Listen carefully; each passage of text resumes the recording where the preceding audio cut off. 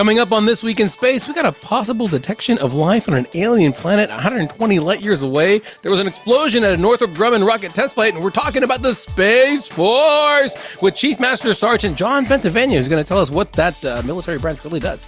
Tune in. Podcasts you love. From people you trust. This is Twit. This is This Week in Space, episode number 157, recorded on April 18th, 2025, Space Force. Hello and welcome to another episode of This Week in Space, the, wait for it, Space Force edition. Space Force. No?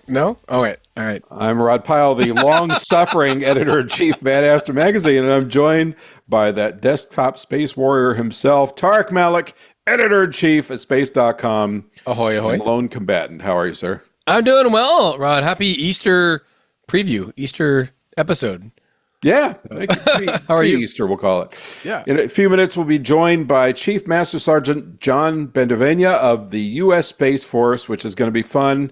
He's a really interesting guy, great to chat with, and he's going to educate us all about Space Force, because I, for one, didn't know nearly as much about it as I should. But before we do that, please, you know what's coming. Don't forget to do us a solid. Make sure to like, subscribe, and other things on our various podcast venues, because we're counting on you so we can keep doing this fantastic show.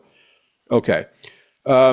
Now, a space joke from our good friend of the show, listener Ken Kramer. Hey, Ken! Tarek. I just saw Ken! Okay, yes. Yeah, Ken, yes. Yeah. I saw him at the conference I was at NEAF. Different Ken Kramer. Oh, a different Ken. Yeah, sorry. Well, maybe I'll see you too soon, Ken. So, okay, K-R-A-M-E-R. Okay. Why did the Space Force Guardian get in trouble for bringing a pet to the space station?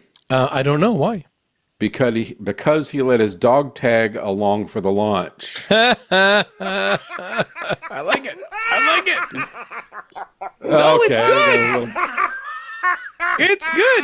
Now, I've heard that some people want to make us into dog tags when it's joke time in the show, but you can help by sending us your best worst, in that case, or almost a different space joke, at twit@twit.tv. And I have to tell you, Tarek, our listeners, maybe they're upset with us because we haven't heard much in terms of space jokes. There's a few that are pretty consistent. And by the way, if you're looking in Bennett Cerf's 101 best space jokes, which I don't think exists, or on AI, we've seen those. So we're kind of looking for original stuff. Maybe you heard it from your dad years ago, or maybe you made it up yourself. Those are the best ones. So, yeah. Let's step it up, guys. He says we're depending on you, is what he said. That's what I meant to say. We love you. We're depending on you. Now, get with the program. That's in order. All right. Headlines. Yes. It's alive. Headline news. Oh, I missed it again. All right, Miss Australia, 1959. It's alive. So we have stories rippling through the press of possible life signatures found at, this sounds so conquest of space, Exoplanet K2-18b, which is a suspected ocean, or Hycean as they call them, world in a habitable zone about a little over 100 light years away. 120 light years away. That's fairly over 100, isn't it? Thought to be about 2.5 times the size of Earth. Notably, although this story got a lot of pushback from certain outlets, mostly other science folks, notably, this was the second indication in a couple of years of the same signature. So just indulge me for a moment. These are possible signs of life, and emphasis on possible, found in the spectra of this exoplanet as it transited its host star. And these are spectrographic signatures of dimethyl sulfide, DMS, and dimethyl disulfide, which on Earth are produced by algae and other microbes. Now, it's thought that this can also be abiotically produced, i.e. without life, but due to the amount of it they think they found in the atmosphere, which was a few million times what's found on Earth. Let's see, on Earth, and we got a lot of plankton and algae on Earth. It's below 1 part per billion. And on this planet, they think it's 10 parts per million, which is a huge differential. So, hope springs eternal that we may have found life elsewhere, but the science team themselves, who I'm hoping will get on the show, said they need a few more hours of observing time on the Webb Space Telescope to confirm, and I imagine that's pretty hard to get. Yeah. What a day to take the day off and take your daughter to the Smithsonian Museum of Air and Space Museum. That's where I was yesterday when this was all happening, and people were calling me going, Hey, where's this story? Where's this story at space.com? Yeah, I care about you. That's right. I was just getting up from my lunch at Shake Shack at the museum when Rod is like, hey, what's going on with the story? So there is no rest for the weary space. All right. Right. I did see Discovery for the first time, though, at the Udvar Hazy Center. That was the first time I saw Discovery since it flew last. It was really nice to see because it's been 14 years. But anyway, this is exciting. But like you just said, like we have to be really skeptical because this was the James Webb Space Telescope, is what they used to look at it. You would expect that if anything that is used or launched by NASA or its partners finds actual evidence of life, that NASA themselves would help announce it. So well, and talk about a way of restoring your science budget if it gets cut. I mean, really. Yeah. So, but it is. I guess I would say hopeful. Because as you mentioned, this isn't a new planet. Kepler K2-18b has been in the talks for the last few years about its potential to be, a habitable planet. I think you and I have different size estimates for it. I have it pegged at nearly 9 times more massive than Earth, but more mass. I said size. Oh, size. Okay, there you go. Yeah, and so it is. I think a bit encouraging that this, relatively new instrument, I mean, it's been less than 4 years old, with the James Webb Space Telescope has looked at it in a different way to find what is a bit more promising presence of this DMS chemical itself. Now, we've actually had a few stories on this since 2023. In fact, we had one earlier this year in March about how tantalizingly attractive this planet is to host life, but how we just still can't say conclusively one way or another. My only concern is that this ends up like the methane on Mars, which there's like a camp that says it has to be made by a biological substance, and then another camp that says no, like you just said earlier, there are non-biological processes to make this chemical signature, and we won't really know about Mars until we actually go there. Going to K2-18b, a lot harder than going to Mars to confirm what it's going to be. So my hope is that we'll be able to get some more conclusive evidence to say one way or another what it is that will be undeniable in the signal from either James Webb or another equivalent that can help put it to bed a lot more simply. So it's not like this will they, won't they type of situation on an alien planet, for years to come. Well, and just or a life on story. Viking situation, Well, I was going to say, another similar story was when the Viking landers went down in 1976. Within short order, they had their manipulator arms, which were very interesting design, but I won't go into it. Go out, take soil samples, dump them into a trio of life science experiments. And one of them showed a positive spike, and the others didn't. And after a lot of battle between the head of the life science project on that mission and one of the PIs on a particular experiment, there was a lot of acrimony between those two. In fact, they almost went to blows at one point, had to be pulled back by others. And the guy who ran it was a pretty starch collar kind of scientist, but you guard your special interest. Is that good or bad to have a starch collar? In his case, he was just really tightly wound and saw things his way. And, this is 1976, so people are looking at all this exobiological life science through the lens of what we knew in 1976, which is very different than now. But my point here being that question for that, the results of that experiment are still being debated. We think it was perchlorates in the soil reacting in a non-biological way, but nobody really knows. Mm-hmm. And more recent tests of that experiment on Earth in places like the Atacama and with artificially prepared simulant seemed to indicate that it might have actually found something, but we won't know for a long time. But let's move on. GLAM is getting slammed for the flight of Blue Origin NS-31, the oft referred to GLAM flight, the first, billed widely as the first all-female mission since Valentina Tereshkova in 1963, which was a little bit of a headline stretch for me because when you say all-female for Valentina Tereshkova, it's easy to be all-female when you're the only person in the capsule. Only person on the capsule, yeah. But, you know, it's a relevant point. So a crew of very high-profile media figures went up and came back and had their 11 minutes of flight and, 4 to 6 minutes of weightlessness in the parabola, suborbital. I like how you danced around the fact that they launched Katy Perry to space. We're like getting there. Well, God knows you've addressed it enough. But here's the problem. It is, if you're just talking about bare facts with no embellishment or set dressing, this was a tourist flight. Now, yes, sometimes science is performed on these suborbital hops. Sometimes some important stuff comes out of it. This was, I think, by design, primarily done for public relations, for advancing the cause of women in STEM, for a number of things which matter. But here's where the controversy got stood up because people were just going nuts on social media. They still are.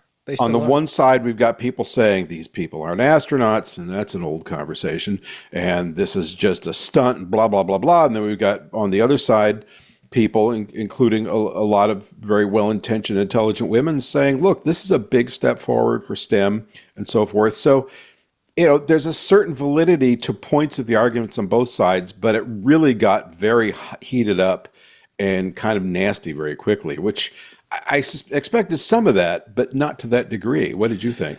Yeah, I mean, you've heard me talk about this for the last few episodes about how surprised I was at the severe backlash because it is very unique to this flight in terms of both its veracity, its amplification, as well as opposed to the other, the other 10 crewed flights. I think this was the 11th crewed flight, right, for Blue Origin that they did, including the one that Jeff Bezos launched on. But as you said, I mean, the fact that this was largely a promotional flight in Blue Origin's aspect really was crystallized in the post-flight interviews, in which I believe that Katy Perry was asked if she recommended it, and of course she did. She recommended it, gave it a 10 out of 10, and felt that everyone should do it. And that's Blue Origin's ad right there. Katy Perry says you should go to space, but most of us can't afford it. You have to put $150,000 down just to ask how much it costs to do a ticket, and Blue Origin will not tell you what the ticket prices are. But that's a whole industry look at it. This was essentially a tourist flight. I believe Amanda Wynn, the bioastronautics engineer and activist on the flight, I think that she did do 2 experiments, she said, while she was on the flight, either that she took with her or whatnot in the interview. But the blowback has been very, very audible. In fact, I was just reading another story, I believe in the Times today, in their culture section about kind of what a waste of time it was, and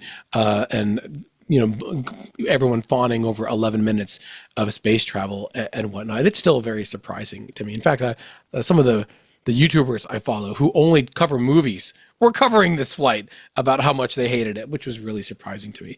So I get the criticism that this was a tourist flight and it was bait out to be more than it was. Katy Perry and Gayle King kissing the ground, thankful to be back on Earth after 11 minutes could be a little bit much, right? Considering that the astronauts, the Starliner astronauts were up there for 8 months, over 8, over 8 months planned. And they were criticized for having their designer spacesuits too, or flight suits, the Mons flight suits that they had. Can I make a comment on that? Yeah. They didn't do themselves any favors with some of the PR.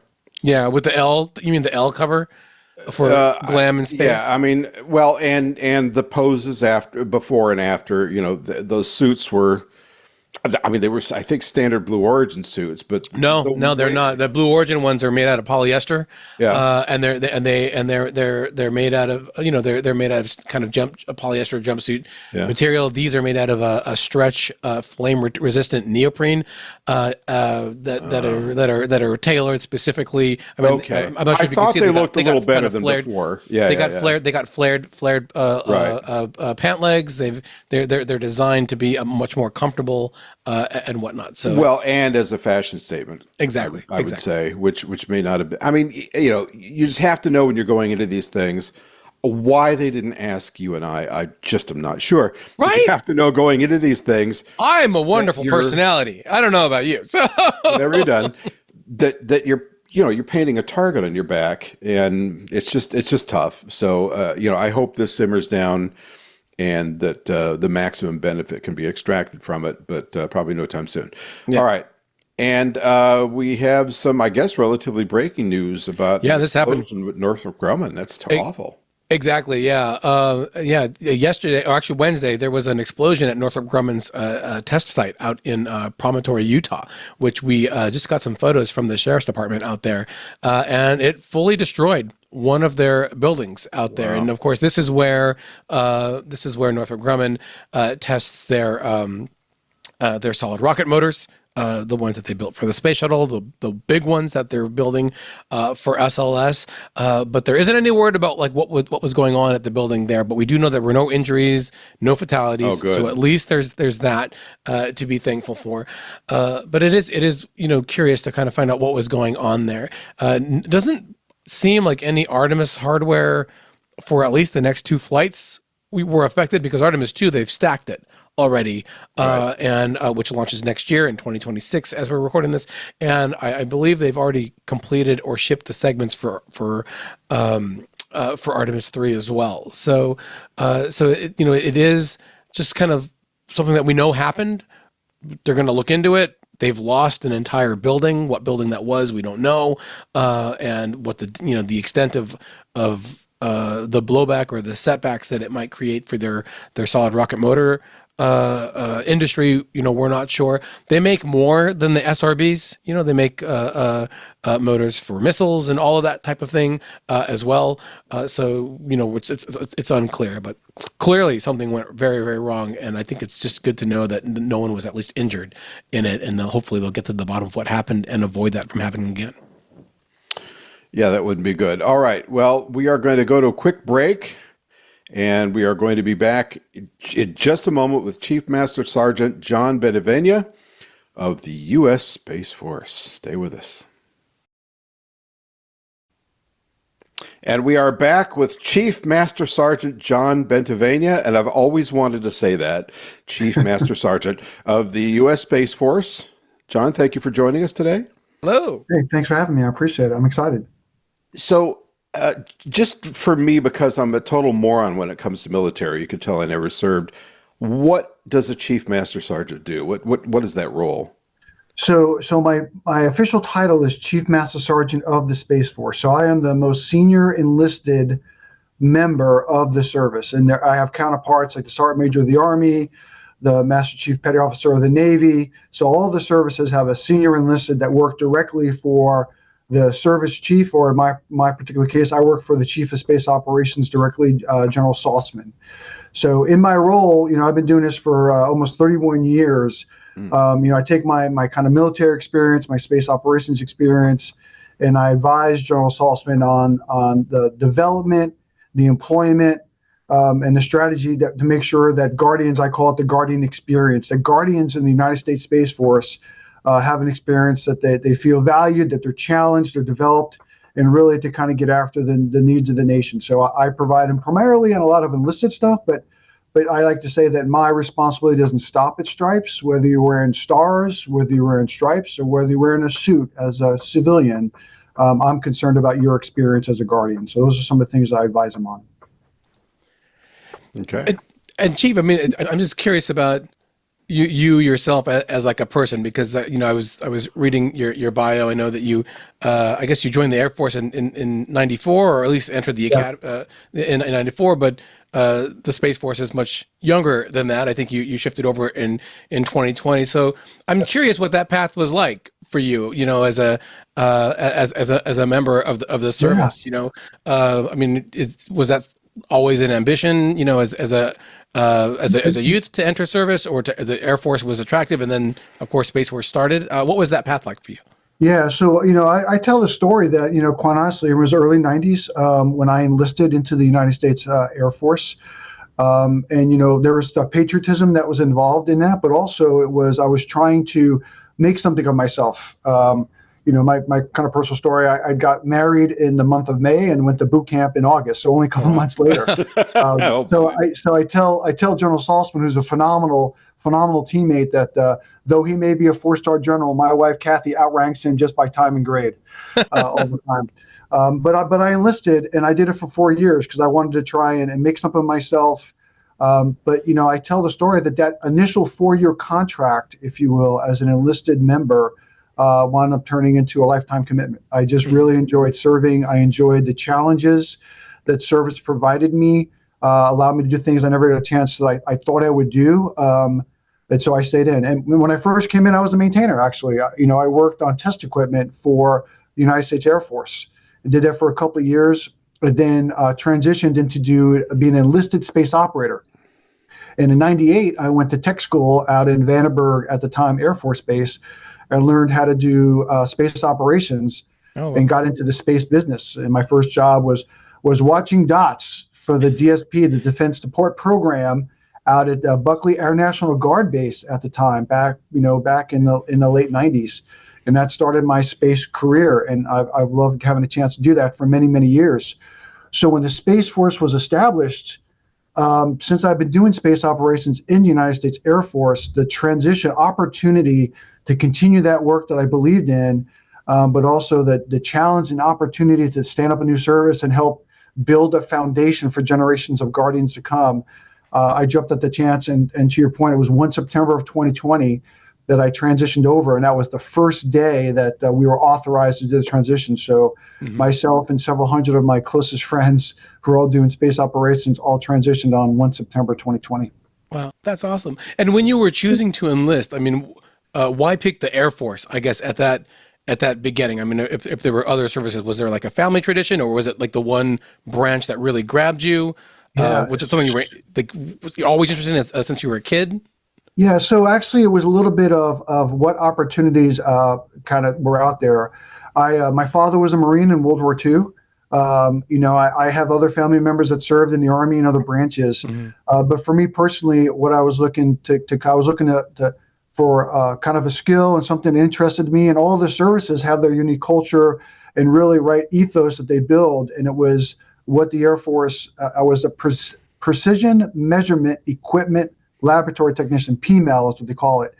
And when I talked to the Air Force recruiter, and he gave me this name and kind of talked about what I would do, and I called my father at the time and I said, "Hey, Dad, I talked to the Air Force recruiter today, and this is a job that he said that I could do and go to school for." And he goes, "Take it. That's a great job. You'll learn a skill. You're really going to enjoy working in the laboratory, calibrating test equipment." And that's kind of what got me into the Air Force originally. That's awesome. So I have first a selfish personal question, and then I'll get to this back to the show. First of all, you don't look nearly old enough to have a father who was in World War II. I mean, my father was World War II era, so kudos to your good genes. Where was he deployed in the? I assume out the Pacific. Yeah, so my father, when he served, it was later in the war. So he was part of the, quote unquote occupation force that was in Japan. So a lot of the photographs that I have, my father passed, years ago, but most of the photographs are him, working in kind of the police occupation force around Japan and Tokyo, when he served later on in the war and then came back. But by the time he got in, most of the combat in the Pacific was already over. That was probably a good thing. So what was your first reaction when you heard the announcement about the Space Force being stood up? Because it was kind of we had heard some inklings of it, but it's like, what is this? And, the way it was described in some circles was we're going to have Yep. Guardians and TIE fighters slugging it out with the bad guys in space. And in other circles, it was a little more temperate of, we're basically going to be observing satellites and protecting our interests in orbit and so forth. Yeah, it was exciting because, as you know, right, there was, the Washington was a little undecided on where we were to go, whether or not, it was we could afford, and whether or not there was momentum and understanding, if you will, of whether or not we needed a separate service. So when we finally got the word and that it was going to happen, I was pretty excited because I said I've been doing this work for a while, and I was fortunate enough to kind of see the evolution of where we were going, in the domain, and that from a military perspective, that there were some concerning activities that were happening, especially for some of our competitors, that were making it, a warfighting domain. And I can say that freely now, that space is a warfighting domain as an independent service. But I spent many years doing space operations and seeing what was happening. Whether it be I think it was, back in 2007 maybe, when China first did that ASAT, when they blew up, the defunct weather satellite, and some of the other activities, whether it be ground-based lasers, jammers, experiencing that and seeing it for so many years, but getting, be able to talk about it in the open, but also educating the public and our elected officials that, hey, like, there's some concerning things happening there. And it was kind of an acknowledgement when the service was stood up, and which really allowed us to kind of have this discussion and allow us to, as a separate service now, to really focus on that, because I believe in it.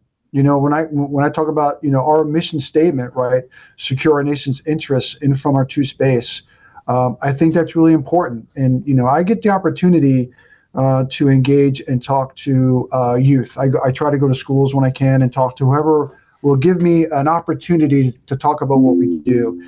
And I do that not because I'm trying to recruit people into uniform, but I do it because I say that the domain, our opportunities, the potential that space provides is unlimited. And that as a service, right, freedom of maneuver and access to space. So I say this so that explorers can explore, dreamers can dream, innovators can innovate. I just want to play my role as a guardian, because I know that it's a contested domain, but I want to make sure that we have the ability to take advantage of it. I mean, it's just kind of amazing when you think about where we are. I use the analogy. My wife and I went on a cruise out of Miami last year, went out in the Caribbean into international waters. And I say, I was not standing on the side of the boat with binoculars, right, fearful of pirates coming on the boat. Because I knew that the navies of the world, led by the U.S. Navy, were protecting and securing, sea lanes of transit and commerce. That allowed me to take a vacation. It allowed the company to invest and build the boat. It allowed individuals who were making a career to work on the boat, and for that whole economic, right, and way of life to exist. I want individuals, when I think about the Space Force and our ability to travel, take advantage, whether it be tourism, space cargo, travel out beyond the moon to Mars, and say that we're able to do that because the guardians of the Space Force secure the nation's interests in, from, and to space. That's kind of, so, all that wrapped up when the service stood up, that's what I'm thinking about. I'm excited to be part of it. Very well put, sir. We will be right back after this short break with Tarek's next burning question. Stand by. Well, Chief, I think you actually got my question coming up ahead of time, because as we're speaking, no, it's quite all right. As we're speaking, the Space Force just celebrated its 5th birthday, if you will. And I guess you're coming up on your 5-year anniversary later this year. Then congratulations ahead for that. And there might be some folks who don't really understand like what it is that the Space Force as a branch does, and you touched on a bit of them, but what I guess just for the folks that maybe aren't as either as versed or as they're just not as attentive in just how the military works. What is it that the Space Force itself, it really aims at either safeguarding in terms of assets for civilian use, military use, and I guess what gets you going to work every morning to oversee all of your responsibilities there? Yeah, absolutely. So what gets me up every day are the guardians and their families. Like, these men and women who are doing the things that they do serving, wearing the cloth of our nation and making the sacrifices and accepting the challenges that what service means. So it's the men and women that get me up every day. But from the service perspective, the things that I believe in that they're doing, right? I'm sitting in an office and I'm having a chance to hang out with you guys, right, in an afternoon. They're out working in windowless rooms, taking care of the nation's business. But what is that? To your point, right, from the Space Force perspective. So we kind of bucket, there's three core functions, if you will, within the Space Force. The one is assured space access. That's, us, our ability to be able to have national security launches. At Cape Canaveral / Patrick last year, I think we had 93 launches. Yeah. Where we're going to break 100 this year. I know it. We have on the West Coast, we have Vandenberg Space Force Base. We have tracking stations that enable and help launch. Right. So assured space access. Not only is it vital from a national security perspective, but from a financial perspective, we want to have a robust space industry within the United States. And the ranges and our ability to provide that infrastructure, range of the future going out, the direction that we're going. So that's one of the core functions that we do, assured space access. One of the other things we do is global space operations. And that's something that a lot of it I did as well as an airman for many years. And that's your making sure that GPS, right, position, navigation, and timing, that entire constellation, right, that entire ecosystem is owned and executed by the Space Force, Guardians of Space Force. Right now, right, there are young Guardians sitting in the windowless room at Schriever Space Force Base that are monitoring that constellation, making sure that, right, the PNT that not only our warfighters and coalition partners rely on, but the agricultural sector, the financial sector, the transportation sector, that entire ecosystem is built right on the sustainability and accuracy of PNT and a GPS constellation. Mm-hmm. Military SATCOM, space-based missile warning and Earth monitoring, space domain awareness. As you know, my teammate, Colonel Nick Hague, just came back from the space station last month.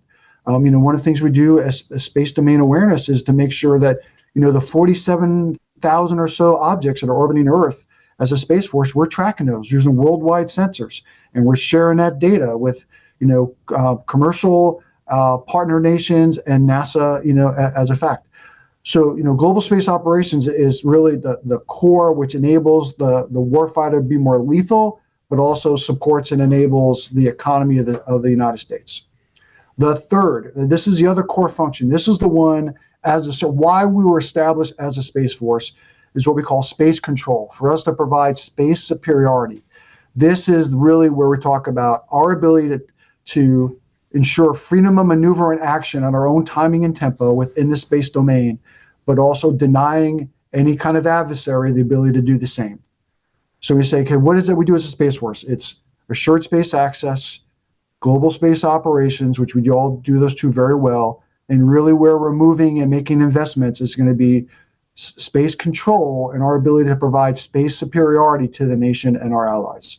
So from the Guardians that I love and I get up every day for, that's the work that they're doing day in and day out. We should clarify real quick, Guardians, that's the term for the service members in the Space Force, yes. right? As opposed to yes. Yeah. Yes. Yeah. Which is way cooler than airmen.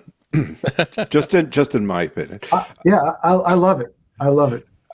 So I think it's worth mentioning that if I understand correctly, and I've written about this a number of times, when you look at the vast impact that orbital assets have on our lives, you mentioned GPS, there's tracking ships at sea, there's tracking cargo moving in trucks and trains, there's agriculture, tracking crop health and planting cycles and so forth. Banking transactions are often handled by satellite. All kinds of communications, including video. I mean, the list goes on and on and on. And if that suddenly got switched off one afternoon by some bad guy, our economy would come to a grinding halt. And much of the things that a lot of us depend on day to day would suddenly just stop. That is all part of your domain, correct? Yes, it is, 100%. And that's why when we talk about, the amount of investment and focus on, global space operations, all the things that you just kind of talked about is vitally important because, from a supporting function, making sure the economy stays strong, making sure that the nation remains safe, but also that our joint warfighters rely on a lot of that capability as well. And that's why we still do that today, and we consider those inherently military functions. And which is why on the space superiority, space control side, our ability to what we call protect and defend, right? So that no one has the ability to take away those functions from us, and be able to protect and defend them. That kind of leads into the space superiority, space control aspect of the mission set. Because, for many years, it was kind of a benign environment. Like we were building, these $billion satellites the size of buses, right? And, one of my favorite teammates here in the Space Force, Lieutenant General Deanna Burt, she's our lead operator for the service. She'll call them these big, fat, juicy targets that are just sitting up in space. Because when we designed and launched them, we were not necessarily thinking about a contested domain, but it has become that. So now we have to think a little differently in how we, with proliferated constellations and resiliency and all the things that go into that kind of warfighting domain. And I think just one more follow-up, Tarek. When Space Force was announced, a number of us were a little confused about what was going to be different. Of course, it's an independent service and all that, so that makes sense. But having spent a little bit of time around Space Command, I wasn't clear on exactly what the difference was between Space Force's role and what Space Command for the Air Force had been doing for years before that. Yeah, it's really actually interesting that you asked me that question. I was just in Colorado Springs, I think it was last week, for the Space Symposium. Do you guys attend the Space Symposium down to Broadmoor, Colorado Springs? Oh yeah, my colleague Brett was there last week. I had a lot of FOMO because that's one of my favorite conferences to be able to go to. Yeah, so. It's a phenomenal conference. I mean, the Space Foundation does a phenomenal job. Heather Pringle out there, the CEO. So long relationship with the space community in the Air Force and now at the Space Force. But anyway, at the closing dinner on Thursday evening at the Broadmoor, they did a fireside chat with myself as the Chief Master Sergeant of the Space Force and Chief Master Sergeant Jacob Simmons, who is the command senior enlisted leader for U.S. Space Command. And part of the discussion to the audience was the difference between what does a service do and what does the combatant command do. Because we put space in a lot of things, right? There's a lot of titles and words, and it was our, because we get this question quite often. So we figured, hey, the two most senior enlisted individuals. Jake is also a guardian, a longtime mentor of mine. So we got up on stage and we did a fireside chat, and we kind of talked exactly through that. So when you talk about the distinction between the both, a lot of times they say the services organize, train, and equip. So what does that mean? We recruit guardians, we train them, we develop them, we prepare them, we give them the warfighter ethos. We also make investments and build and purchase, right, the capabilities that the combatant command needs. That's to organize, train, and equip. But also it's teaching the guardians, preparing them that they can command and control, they can integrate these capabilities into the larger joint force. And then we present those, if you will, to the combatant command. And then under the authorities of General Whiting, who's the commander of U.S. Space Command, will execute and command and control the forces we represent. So that there is a kind of a distinct difference in roles and responsibilities. They're closely linked, especially because of how we were established so close together, both in 2019. General Raymond was dual-hatted at one point for both organizations, but there is clear delineation. But as a service, we are just train and equip, but we also are responsible to train and develop to make sure we can execute warfighting capabilities as we present that to the combatant command under General Whiting's authority as a combatant commander. And I'm not moving to Colorado, and I'm not moving to Alabama. I am stationed in the Pentagon, and I get asked that question quite a bit too. I've never seen the Pentagon, but it looks like an amazing place. I think this is the first time we can say that we're coming live from the Pentagon, right? Right. Yeah. We got to have that in the promo. Okay, Tarek, I know you've... This is a museum. If you ever want to come check it out, let me know. But there's a lot of phenomenal things to see here in the building. Yes, finally, we got a benefit from doing this podcast. Okay, I know Tarek's got a big question coming up, so let's take a quick break. We'll be right back. Stand by.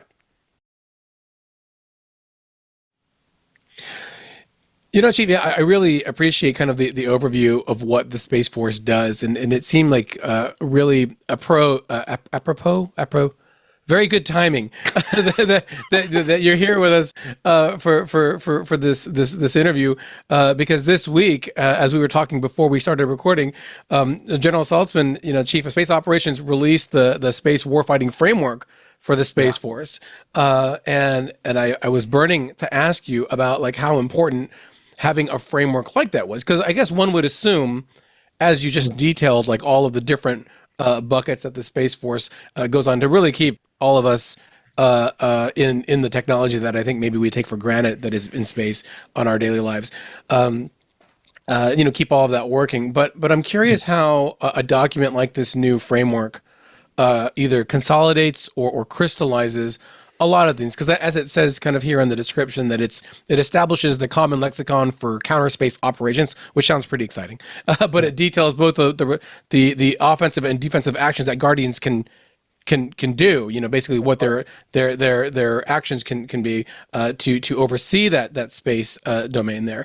But I guess what type of, I guess what's the role of a document like this in day-to-day operations for Guardians? As things change or occur in space. Yeah. So thanks for the question. We've had a phenomenal couple of years, like we said earlier. We're just, we're 5.5 years old, almost. And so there's so many foundational things as a service, only 5 years into this journey. We get compared a lot to the other services. When you think about, I think the Army and the Marine Corps are going to be 250 years old, this year. And they have battlefield, wartime, lessons learned, examples, proven doctrine, like all those things that kind of build out when you think about a military professional, when you think about, doctrine and warfighting architectures, right? There's a lot there. From the Space Force perspective, one, we're only 5.5 years old, if you will, and we've never had war in space, and we don't want that either. Right. But what are the documents like the warfighting construct that we put out to kind of talk about from an integration planning perspective to communicate to the broader joint and coalition audience of what are the capabilities, what's the common lexicon or the terms of reference when you're thinking about operational planning, when you think about what the Space Force can do, or also more importantly, when you think about the Space Force, how do you ask for capabilities? What are the questions you ask? How do you frame those? So that we can integrate into the joint force is really important, because we just don't have a lot of the history that it's presumptive that everyone understands it, right? So capturing our thoughts on terms of reference, lexicon, what does space superiority mean? What does defensive space operations mean? What does defensive cyber operations mean from the service perspective, and kind of baselining across the joint force is really important. And I'll be honest, that's not only an external message, but it's also an internal message as well, right? Young Guardians across the Space Force should be reading these documents so they understand why they go to work every day. Why am I working at 3 a.m. on a Saturday looking at data coming down off of a sensor, right, for space domain awareness? Why is that important? What's the warfighting construct? Where do I see myself in the larger ecosystem? So, we've done the warfighting construct you said came out. We also put out earlier this month Space Force Doctrine Document 1, which also, right, kind of encapsulates a lot of the papers and speeches and thoughts that General Saltzman specifically has had the last couple of years in a formalized document that now individuals can read and reference and kind of talk about who we are and what we do. So, it's been a phenomenal couple of years, but these official documents really help solidify and communicate to a broader audience, and also some internally, what are we doing and how are we getting after, especially if we talk about the space superiority, space control perspective, because we really haven't done that in a wartime environment. But what are we planning for? How do we talk about it? And how do we integrate it? That's why those documents are so important. Yeah, I guess in an emergency, you don't want to have to be coming up with that stuff on the fly. So it sounds like it's good to have that like already written down. That's right. So we've seen recent, in fact, we reported, I think last week on a Russian satellite, yet another Cosmos, which means they're not going to tell us what it is, that from which a small mass appeared to detach and maybe start heading towards some of our orbital assets. And of course, we've seen this before with both the Russians and the Chinese. I assume this is something you track with great care. Other Yes. than changing the trajectory or the orbit of one of our satellites, if something is threatened that's vitally important, what can you do, and what steps might be taken in the future to make these kind of assets more defensible? Yeah. So, this is kind of the broader discussion about what are norms of behavior in space? Like, what are the international norms? Like, we have pretty good, documented and implemented, norms of behavior at sea, maritime sea law, FAA and air traffic control. There are things that pretty much people understand what is right and what is wrong, and there's enforcing ecosystems, right, that allow that to kind of operate effectively. In the space domain, to your point, like what is responsible behavior? If you're going to have a RPO, or a rendezvous proximity operations, what is a safe distance? Is that considered aggressive? Is it not? These are all kind of discussions that we're kind of having. So a lot of the systems, to your point, when they were designed for an environment where we were not necessarily worrying about those things. Mm-hmm. But why it's so important now with the future systems that the situation has changed. So what counteraction, defensive capabilities do we have for them? We don't have maneuver without regret. Now there's some, we have a couple of refueling demos that we're going to do. But as you know, right, the physics of orbit, you're a little limited on what you can do. There are some maneuvers that you can do, but for the most part, one of the most important things is us, from a space domain awareness perspective, that when these activities occur, one, that we're aware of it. There is no, what General Saltzman talks about, operational surprise, that we are witting what is happening in the domain. There's attribution. We know who is doing it, which is also extremely important. So that, what do we do about the first things? We got to be able to know that it's happening, and we have to have attribution, right? So kind of that no operational surprise as these things occur. But this also goes into the other discussion about protect and defend. What are our capabilities to protect and defend our resources and assets, on orbit, other than attribution, a strongly worded démarche against another nation, calling them out, right, for irresponsible behavior. But this goes into, I think, General Whiting at his speech at Space Symposium last Monday, I think it was, as a combatant commander, talked about, fires and maneuvers in space and weapons in space, basically, right? Mm-hmm. But when you say weapons, right, weapons are not inherently offensive and defensive, right? It's how you employ them, right? But we have to have the ability to protect and defend the resources of which we rely on, but not only from an economic perspective, but also from a warfighting perspective.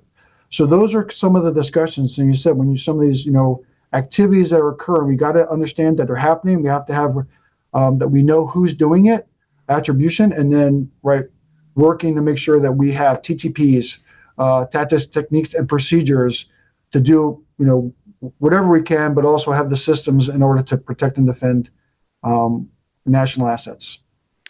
So I'll just bet you guys get some interesting mails and emails from people that have ideas about defensive systems. Yes. And one for that file, which I found years ago. I was working on a book about space age, a chapter about the lunar module, Grumman's lunar module from Apollo. And there was one supposed study by Grumman Aircraft, which I have never been able to actually vet fully, so it's a little suspect. But supposedly, when the Grumman folks were trying to figure out ways to extend the life of the lunar module beyond 1972 in the Apollo program, I mean, they were going to use parts of it to do the Apollo telescope mount on Skylab. But my favorite one was a crewed orbital spacecraft that would be able to rendezvous with Russian satellites and spray paint their cameras, which I thought was a pretty cool. It's not even a weapon; it's more like a nuisance, I guess. Right? Yeah. I wonder what the per diem rate would be when you file your voucher for that job. That's got to be crazy. When you think about, here's the other thing too. When we talk about space superiority, space control, and what are the measures we can take to kind of deny, an adversary their ability to kind of maneuver free within the domain. Some of those actions are not limited to the domain, right? There's kind of three segments when you think about space operations, right? There's the on-orbit asset, and to your point about that Russian vehicle that was maneuvering maybe close to one of our resources. There's the link, right? There's got to be a command and control, right? There's the EW spectrum, and there's a ground station somewhere, right? I mean, so when you think about the ground station, the link, and the on-orbit asset, when we're trying to solve a hard problem, Guardians are thinking maybe to provide the effect that we need isn't necessarily in the domain. There's other things that we can do. That's why there's a lot of research on analysis, our intelligence operators, where I try to understand the entire ecosystem and infrastructure of anything that we need to be concerned about, because we're not just going to be limited to the on-orbit perspective. There's a lot of ways to skin that cat, if you will. All right. We will be back in just a moment. Don't go anywhere. Yeah, I was really curious, in the early days of the space age, right, there was a bit of I don't want to say if it was like a scramble, but it seems like each branch of the U.S. military services had their own plan for how to use space. Where either the Army had plans, for reconnaissance, or the Air Force is like, yes, obviously we're going to have pilots, so we should get domain over space. But having an actual Space Force, that has kind of like a really clear picture, like you outlined earlier, defined, I guess, in what is this, the 21st century now, it seems to make a lot of sense. But I'm curious if, kind of similar to those early days where maybe there might have been a lot of infighting over who gets what domain, have there been any challenges to the Space Force's, organization or outreach to get its message understood? And I'm curious, what, like what your answer to that, was to kind of make sure that things continue going smoothly. Yeah, as an example, when the service set up the first couple of years, there was an assessment of what investments the other services were making that kind of fell within the roles and responsibilities of the Space Force, and a lot of capabilities were transferred from other services into the Space Force. As an example, the Army had what they call the JTAG system, which was a kind of a tactical theater level missile warning capability that they owned the equipment, and the soldiers were trained to execute that. When the Space Force stood up, the Army transferred that mission and equipment over to us. On the Navy side, the Navy uses the MUOS, narrowband constellation for sea communications. That mission set came over to the Space Force, and the Army, again, they used the I'm trying to think, the wideband global constellation system, the WGS. They use a lot of wideband, and they had ground stations, WSOCs, wideband satellite operations centers, where they had soldiers stationed, and they would divvy up the bandwidth, right, to make sure that soldiers in the theater had satellite communications. That mission came over to the Space Force. So there was an initial assessment of the services all kind of had a little bit of space, and then what made sense to kind of come into the service. But even today, there's still investment for some tactical capability. For example, on the Army side, a multi-domain task force, MDTFs, right, that they're investing in. They have some space capabilities that will be organic and inherent to the Army, because they also understand the value of what space brings, but it's integrated into their tactical scheme of maneuver, right? So it's not necessarily, hey, you're going to leverage it, but it's not a Space Force necessarily mission. But it's a space capability that's going to be organic to the Army, and they're going to maintain that. We use it again. We think about pilots. The Air Force isn't the only branch with pilots and aircraft. So, right, there are some things that are kind of naturally belong to the Space Force as we kind of went through this, but also an acknowledgement. And we talked about how important the domain is. Space capabilities underpins lethality of all the services. There's some investments in some things that services will continue to do, but I think when you think about space superiority, specifically in space control, in the domain, freedom of maneuver in the domain, that is squarely within the realm and responsibility of the Space Force. Yeah, I'm curious what, how far that domain, you see it expanding? Because as we know, NASA with their Artemis program wants to send astronauts back to the moon. That hopefully that happens in the next couple of years. But unlike in maybe the first space race where there was one other competitor, the Soviet Union at the time, to get there, you've got many other nations that are all trying to get to the moon to use it for different ways. And I'm curious what role you see the Space Force playing in either lunar exploration, lunar security, search and rescue, that kind of a thing. Because it seems like if your domain is space, it just keeps going forever once you get off the Earth, even though we use most of the assets here on the ground. Yeah. For many years, the lexicon, when we talked about space, there was like this glass ceiling, if you would, at geostationary, right? The 22,000 miles out, where a lot of our, communication satellites are. And that was kind of seen for many years, in the circles operationally that I worked in, as kind of like the edge of space. But boy, has that changed, to your point, cislunar, where I think about just activity on the moon alone. I think over the last at least 6 or 7 months, right? Non-nation sponsored, like commercial, are landing on the moon now, right? When you think about Jarek Isaacman, right? He did this personal commercial spacewalk, right? Think about where we are. So the domain, to your point, is really expanding, and to kind of think of 22,000 miles as kind of like the edge of space is no longer the case. So from a Space Force perspective, we are looking as more and more individuals are, going out to cislunar, past the Lagrange points. What is our ability to maintain space domain awareness? What are the technologies and the research and development we have to do there, to help align, right? Especially as NASA and other civil agencies, project and, reach further out into the stars. There's going to be a role for the Space Force to play there. But yeah, I mean, where does it end? It doesn't, right? And that's the exciting part of this job, is that, trying to have Guardians think about our role, right, in those dreamers and explorers, that they're going to rely on us to make sure they can freely maneuver and take advantage of that. So wherever, national interests expand out to, that will be where the Space Force expands out to as well. Tarek, I'm beginning to get the feeling his job is a whole lot more interesting and enjoyable than ours, and the benefits are probably much better. We need to have a conversation. We have, of course, no qualifications to do anything like that. But that doesn't. I'll be an observer right along.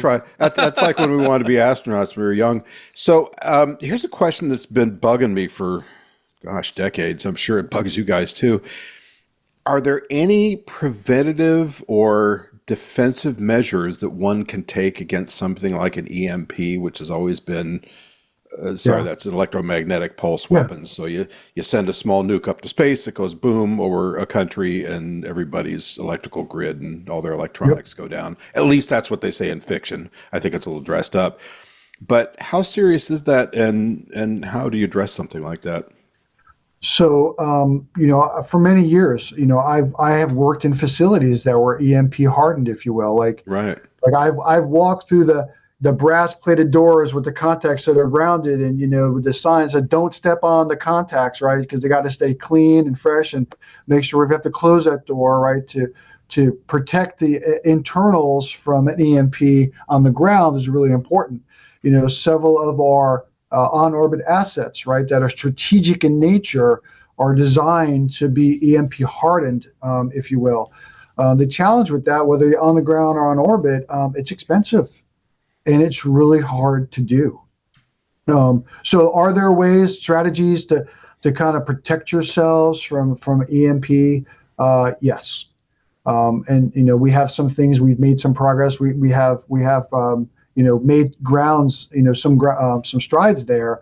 But when you think about the cost of launch, right, every ounce, every pound matters. And we talk about, where we are with proliferated constellations, and, the number of payloads per launch has just exploded with ESPA rings, right? Think about Starlink, right? And the dozens of, microsatellites that they put on orbit all the time. It's kind of hard to have EMP hardening, right, in that kind of construct, because it's supposed to be replenished. But when you think about some of the challenges, and I don't know if you're trying to allude to some of the reports on Russia, and maybe putting on some capabilities on orbit, or thinking about having nuclear capability as a offensive or just a weapon in general, it would have a devastating impact. Right, to your point. Unlike it's physics. Right. So there, whether it be commercial, civil, or military, whether it be LEO, MEO, or GEO orbit, there's going to be a lot of collateral damage, and it would, be able to recover from that from a global perspective would just be unthinkable. Right. And we talked earlier, right? Space provides such a infrastructure to make us as effective and efficient as we are in agriculture, in finance, in transportation, safety, power grids in cities, all that would be at risk if there's irresponsible behavior, in the context of any kind of EMP or, nuclear device in the orbit. So hopefully, that's something we never have to come to. There is some protection that we are able to do, but, for large and most part, when you think about what we rely upon, what is in orbit, large preponderance would not be secured and protected from an EMP. Something to aspire to. Change the subject here. One of the things I remember when Space Force was first being announced, one of the things Tarek and I spent time doing was disabusing people of the notion that this was going to look like Battlestar Galactica with guys in Vipers flying around and shooting at each other in orbit.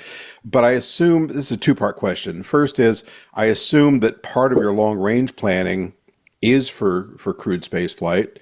And if so, would there be a role somewhat like a Space Coast Guard at some point where you're guarding the lanes in cislunar space and so forth? Yeah, we haven't had really too many discussions on that, but I think part of it is watching where civil and commercial go. When you think about commercial flights today, right? When there's NASA's launching, right, the military from a recovery, if you will, especially back in the terrestrial. Once they come back in the atmosphere. The United States Air Force is postured to do any kind of rescue of astronauts, right? Once they kind of come back into the atmosphere, our ability to be able to do something, in orbit today organically from the service just kind of isn't there yet. We necessarily haven't been charged with that mission.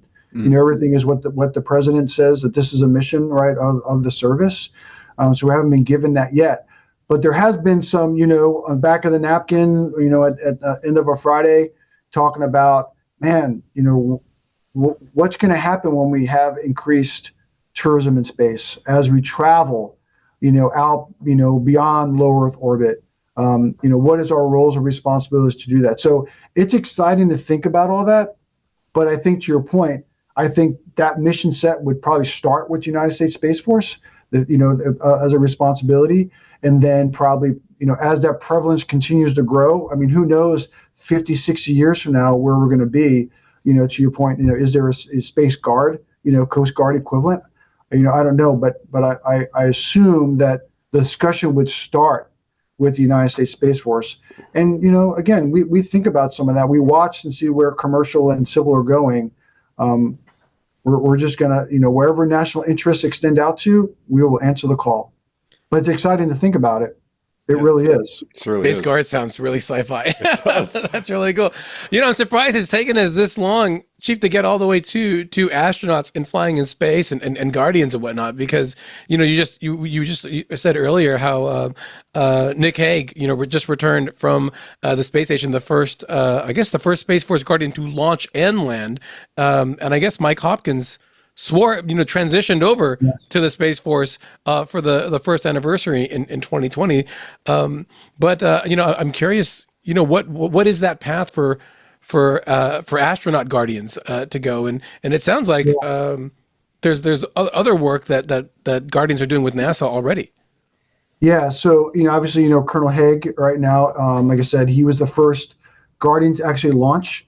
And went up for a second visit to the International Space Station. I'm really proud of, Colonel Hague representing. But it's really important to note, right, for the audience and everyone else that, NASA is a civil organization and the Space Force is a military organization. But, right, because of the talent, when they're looking for astronauts, all the services have the ability to nominate candidates to become astronauts with NASA and work for NASA. So while Colonel Haig was on the International Space Station, that relationship, he was doing experiments, research and development on behalf of NASA. Mm-hmm. He was doing outreach and things on behalf of NASA, if you will. So it's a great partnership, great relationship, having a guardian, up there. I got to tell you, there were a couple of interactions that the Space Force had with Colonel Haig while he was on the space station. And I thought when I worked in Colorado, and when I look out my window, I would have Pikes Peak in the background. His office on the International Space Station, if you know, I'm telling you, like, Rod, if you think that your windows out behind you have a view, talking to Colonel Haig from the space, when he's on the space station was just phenomenal. So, it's inspiring, right, for to kind of have that relationship and allowing him to continue exploration and the research and development and things from the civic perspective. That's amazing. But, that's just, one guardian that's working with NASA. I spoke earlier today to one of our sergeants, an enlisted member, William Wallace is his name. Yes. And he has his degree in biology, and he partnered with an organization. He just spent some time out in Arizona at Biosphere 2, and he was doing research on kind of algae growth, right, and ability, can it grow in Mars or lunar, formations in the dirt that's there, in microgravity conditions, like what does that look like? And he spent a couple of weeks, working with NASA and other researchers, leveraging his biology degree, but also his leadership and understanding of, command and control and space operations, because he worked in mission command for a little bit there. So I had a chance to talk to him earlier today. And another great example, right, of Guardians in the Space Force kind of partnering with NASA, non-military related endeavors, but just that passion for space and the ability to kind of work as a team is always really inspiring and amazing opportunities for them to do that. Yeah, I was looking at that study that Sergeant Wallace was part of, and it looked like, because just to put it in perspective, it's like a blue-green algae diet supplement for astronauts, and it sounds like stuff that you could apply on Earth for for supplements across the board. I mean, that seems like stuff that goes far beyond even space work there too. That's right. Now, William did tell me this morning it doesn't taste very good. but as a military member, how to remind him that a little bit of hot sauce goes a long way. I think sounds like somebody who's eaten some MREs in your past. You need your Sriracha spirulina, if I pronounce that right. So. I've had my share. Have you had a chance to get out to Biosphere, by the way? I have not.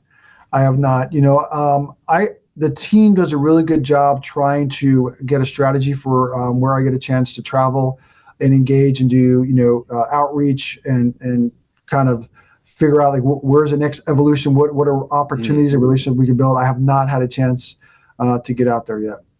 Well, if you do, it's well worth it. It's a little bit like Tomorrowland for space, but it's quite an impressive thing, and it's amazing that they did it and had the success they did. Yep. Do you have anything you recommend in terms of where people can go to get a real sense of the Space Force story and what's happening now and in the future? Or how to sign up? Yeah, I think, when you go out to, we have the spaceforce.com, spaceforce.mil, we have our websites, and, we've been working really hard. There's a pamphlet, if you will, it's called Space Force 101 that has some information in it, and there's a link out on our sites. We're trying to be really good at consolidating, whether it be, videos, interviews, news stories, in a central location that allows not only Guardians that are serving and their families, but also for people who are interested in like what is going on, what is General Saltzman talking about now, what are some initiatives in the way forward, what are the successes that the service is doing, and highlight stuff like Sergeant Wallace and Colonel Haig. But usually we try to push people as a digital service, try to push them out to our social media and our websites to try to get linked up and kind of where we're going and what we're doing. I have to say that your picture and presentation of the Space Force, Chief, is much much more what's the word, accomplished than I guess how Netflix put it in that TV show that they put out. So it's nice to know that that it actually works and that it's not just a comedy on TV. So for sure. Yeah, no, I appreciate that, and I will not be singing Kokomo today before I go home. Did you happen to watch the show when it was on? I did. I watched the first season. I didn't watch the second season, but I will tell you that certain of the, and I won't reveal it, but there were certain nuances in certain parts of the show that had me laughing so hard, thinking to myself, "Are they reading my emails? Like what is going on? What is?" But yeah, I mean, some of it was just very much tongue in cheek, but. I'll be honest, right? Even I invited you to come visit the Pentagon, but when you walk down, each service in the Pentagon has a hallway, and then we have the Space Force hallway, and there's nods to the pop culture of the Space Force, right? There's a reference to Star Trek, right? And our Delta, though NASA used the Delta way before, years ago. There is something from the Netflix show. There's Ben and Jerry's ice cream. I mean, there's some references about, when you think about space has been ingrained in our, science fiction pop culture for so many years, and now to have a Space Force, a little nod to it. But we have come so far in the last 5.5 years, we are looking at maybe that was appropriate 4.5 years ago. Right. But now we've got real Guardians doing real work for the nation, and we're looking to see, how do we start to tell that story as well. But I get it all the time on the pop culture stuff. And, you got to embrace it, right? I mean, it's kind of cool, but but allows me, right, to kind of pivot to the, hey, haha, but hey, let's talk about what we're really doing. Right. This is serious work. Well, sir, I want to thank you for joining us today for episode 157 and I apologize in advance, that we're going to call Space Force, because you just have to say it that way. I grew up in the 60s, everything sounded like that. Where can we, you kind of gave us an idea already, but is there any other spot online that we might want to go just to see what you're up to or your department? Yeah, so I have myself as a chief, the office of the Chief Master of the Space Force, has a Facebook site and an Instagram site. Also, the Space Force in and of itself, like I said, as a digital service, we're really trying to leverage what is the way that we can communicate to masses, in a platform that allows them to do that. So, if you go to the websites, go to the social media sites, that's probably a really good landing point. And that will have your links to wherever you got to go. But we really try to highlight and say, this is kind of where we are, what we're doing, easy to access from your phone or wherever you are, to kind of tell the Space Force story and really brag about Guardians and brag about the things that we're doing. That's really important. And I'm honored to have the chance to be able to do that. Excellent. Tarek, where can we find you playing Intergalactic Warrior these days? Well, you can find me at space.com as always, Rod. Also on the X, right, at Tarek J. Malik and Blue Sky too. You can find me on YouTube at Space Ron Plays, and this weekend you will find me on Broadway because I'm going to go see a show. It's going to be exciting. And help my daughter build her Pinewood Derby car for Girl Scouts. What is this with all this leisure time when you should be over at space.com bringing us more news? And of course... You can always find me at pilebooks.com or at astromagazine.com or on some social media, although not as much as Tarek. And maybe soon at a Space Force recruiting depot near you. Who knows? Remember, you can always drop us a line at twis@twit.tv. That's TWIS at twit.tv. We welcome your comments, suggestions, and ideas. New episodes of this podcast publish every Friday on your favorite podcatcher. So make sure to subscribe, tell your friends, and give us reviews. We're counting on you. Don't forget, we're also counting on you to join Club Twit this year. This year is still young. You've got time. Besides supporting this show and others on the network, you'll keep us all very happy and feeling loved and warm electrons headed your way. Finally, you can follow the Twit Tech Podcast Network at Twit on Twitter and on Facebook and twit.tv on Instagram. Gentlemen, thank you for joining today. This has been a real pleasure, and I hope we see you again. Thanks a lot. Semper Supra. Stay on top of tech trends without the time sink. Twit.tv's short-form podcasts are built for busy leaders like you, delivering essential insights in minutes. Hands-on Mac and Hands-on Windows provide quick tips for Mac and PC, while Hands-on Tech quickly addresses common tech challenges to keep your operations running smoothly. If your conference room needs an upgrade, Home Theater Geeks explores the best screen and sound systems. And if you like watching the shows, join Club Twit to get full video access, ad-free versions, and more. Get tech knowledge that matters on your schedule. Download our short format shows now at twit.tv or your favorite podcast player.